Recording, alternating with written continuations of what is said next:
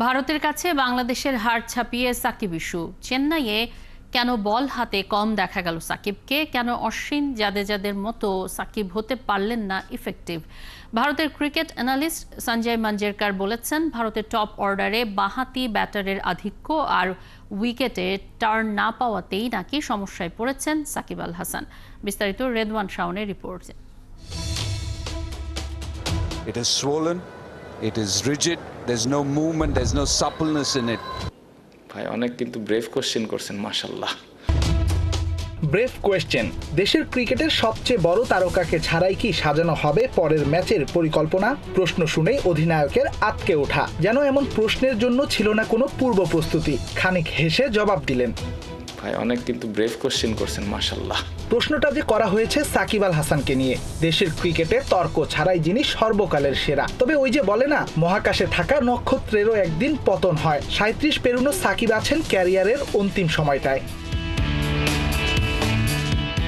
ভারত সিরিজে বাংলাদেশের পরাজয়কে ছাপিয়ে আলোচনায় চিপকে বল হাতে সাকিবকে না দেখা। 2 ইনিংস মিলিয়ে বল করেছেন মোটে 21 ওভার, 6 ইকোনমিতে, যা সাকিবের নামের পাশে বড্ড বেমানান। কদিন আগেই কাউন্টি ক্রিকেটে বাই রোটেশন টানা 28 ওভার বল করা সাকিব ভারতে এসে সাদা পোশাকের টেস্ট ক্রিকেটে কেন 2 ইনিংস মিলিয়ে করলেন 21 ওভার? ম্যাচ চলাকালীন সময়ে কম বক্সে ভারতের সাবেক ক্রিকেটার মুরলী কার্তিকের এক মন্তব্যে তোলপাড় গণমাধ্যম। তাকে নাকি সাকিব জানিয়েছেন আঙ্গুলের সার্জারি করিয়ে অস্বস্তিতে আছেন দেশ সেরা অলরাউন্ডার। তবে পরে অবশ্য পুরো বিষয়টিকে মিথ্যা বলে উড়িয়ে দিয়েছে দেশের ক্রিকেট বোর্ড।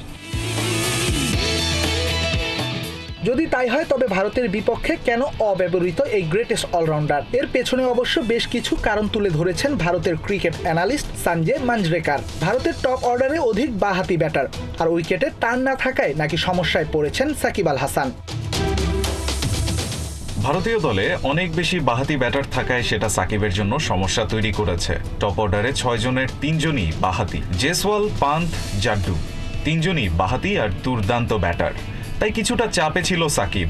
আরেকটা সমস্যা হচ্ছে উইকেটে কোনো টার্ন ছিল না। আর সাকিব এমন একজন বোলার যে টার্নিং উইকেট পেলে ঠিকঠাক বোলিং করে ব্যাটারদের সমস্যায় ফেলতে পারে। সাকিবকে বোলিং না দেওয়ার দায়টা অবশ্য শান্তকেও দিয়েছেন ভারতের এই সাবেক ক্রিকেটার। গিল পান্থ জুটি যখন চেপে বসেছিল টাইগারদের ঘাড়ে, তখন সাকিবকে বোলিংয়ে না আনাটাকে অন্যায় মানছেন এই ধারাভাষ্যকার। পাশাপাশি এটাও সত্যি, শান্ত তাকে অনেক কম বোলিং করিয়েছে। যখন পান্থ ব্যাট করছিল শুধু মিরাজকেই বোলিংয়ে আনা হয়েছে, সেখানে সাকিবকে চাইলে ইউজ করা যেত।